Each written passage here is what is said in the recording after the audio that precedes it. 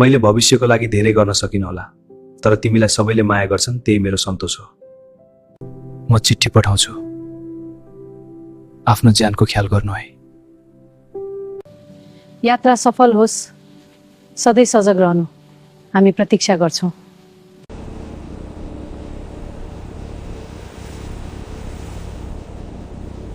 गरिबको छोरी, ठाङ्नेको छोरी, यस्ती मात्रै भेट्ने थियो मेरो छोराले।